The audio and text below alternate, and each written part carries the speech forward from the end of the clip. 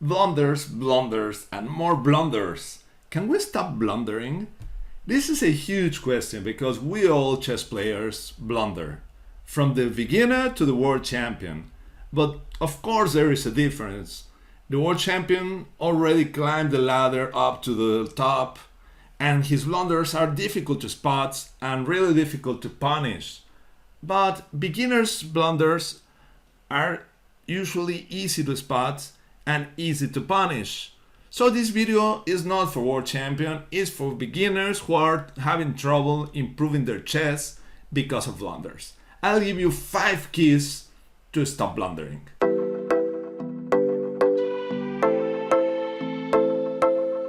So let's start with my 5 advices to stop blundering.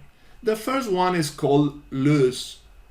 And the idea is to ask yourself whether you are leaving one of your pieces unprotected, any loose piece that can be captured by your opponent, or that is perhaps not directly captured but that is insecure. And you have to be careful all through the games because this is a typical matter. A lot of games are won or lost because of loose pieces that drop off. So remember the term loose and think about it during the game. Whenever you are going to move, think about the safety of your pieces. If your pieces are doing right, then you continue with your idea. But if your pieces are unprotected and could be possibly double attacked, then refrain from doing this move. Okay, I'll show you a very famous example from the world champion, the ex-world champion, former world champion, Anatoly Karpov. In this position, Anatoly Karpov already had a undefended piece, and all of a sudden he decided to play bishop d6, having the second undefended piece, and Larry Christensen punished this by playing queen d1. And that's it. He lost one piece and resigned. So as you can see, this can happen even to world champions, to very strong chess players. It's a rare occurrence, really, but this can happen once in a while. Something completely different came when I was looking at a streamer, a young streamer, and he played the following game. This is really interesting. e4, c5, knight f3, knight c6. He was playing with black. I don't know the game of the guy. I have the full respect for him. But look at the thing that happened. C takes d4, knight takes d4, knight f6, knight c3, e6. The 4 knights, Sicilian, a very popular and interesting line. And white played a3, trying to avoid bishop b4. So black played a6, bishop e3. And after this, black blundered with bishop c5. This is clear. He's just putting a bishop in an undefended square and is attacked by white's bishop, x-rayed by white's bishop. So here white could have won a piece by taking knight takes c6, attacking the queen, and after the recapture, b takes c6, bishop c5, winning the game. But surprisingly, after bishop c5, white played bishop d3, and black went on to win after bishop takes d4. Now that the knight is unprotected or not fully protected, bishop takes d4, knight takes d4, and the youngster won the game after a couple of blunders. My second advice is hands off. You gotta remove your hands from the board after you play. You complete your move, you push the clock, write it down, and take your hands off the board. Why? This is the typical advice I give to kids because they are always ready to answer. They keep their hands on the board, almost on the board, and when their opponents answer, they don't even write the move. They just go immediately and move. And this hasty way of playing brings plenty of blunders. So taking your time and having this ritual where you complete your move, push the clock, write it down, take your time, even if your opponent flashes the next move, you take your time, write his move or her move, think about your options, her threats, and whatever that is important to the position. But don't become emotional. So whenever you feel that you're becoming emotional and you are reacting immediately, it's the moment to apply these hands-off mindsets. If you're liking the video, hit the like and smash the subscribe button if you haven't.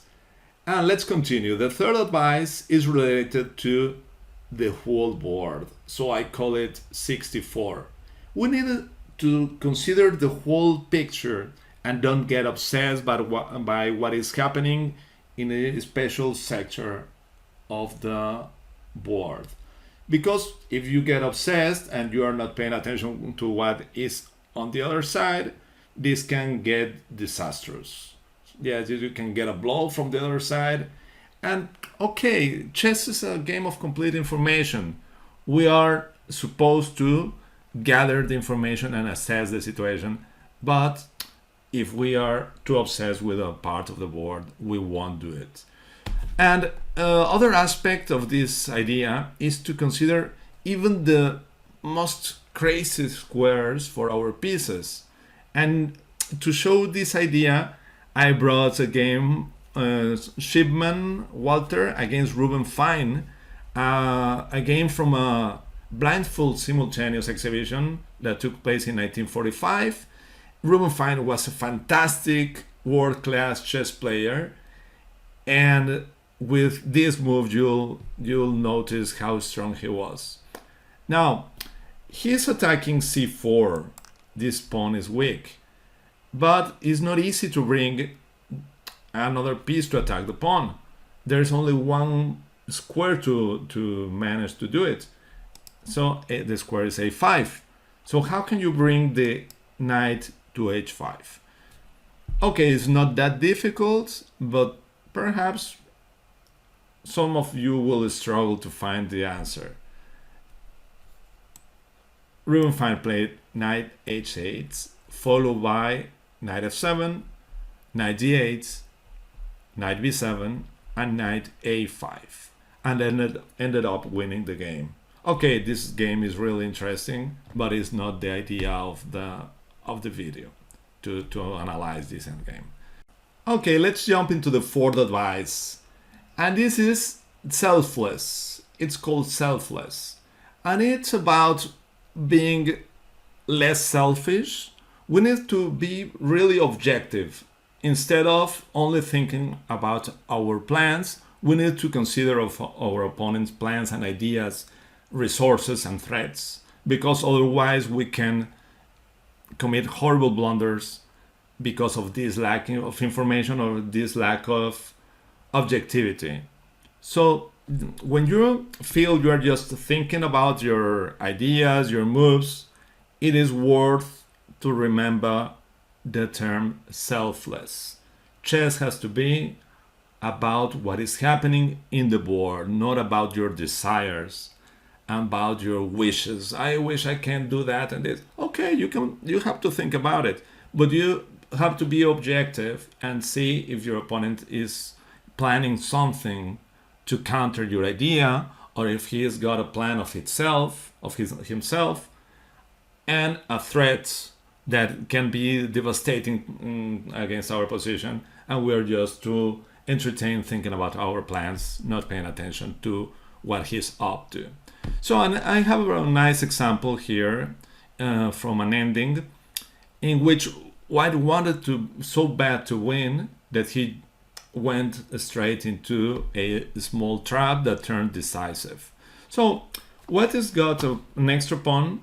I would like to bring his king to d6, to the queen side, to avoid perpetual check.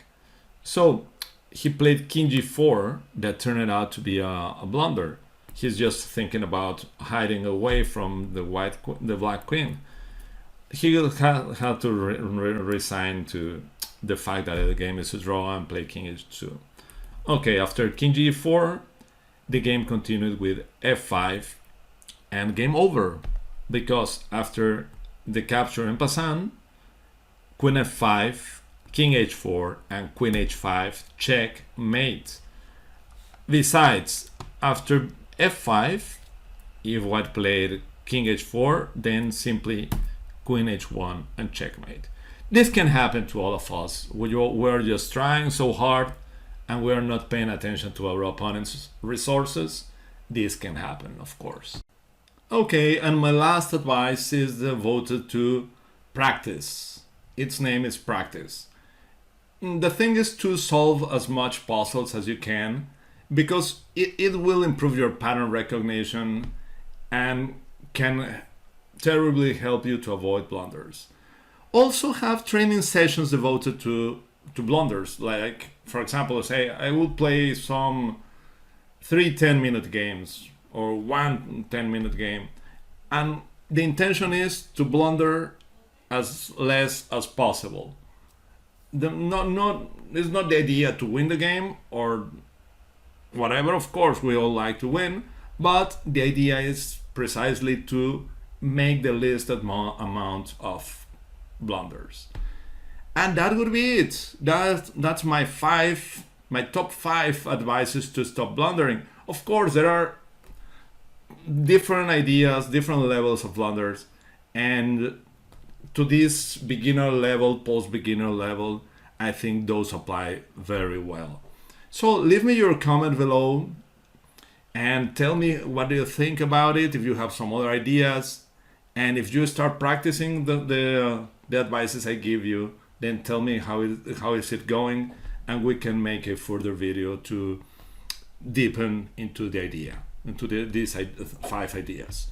So it was nice seeing you, and I wish you a lot of luck in the board. See you next time.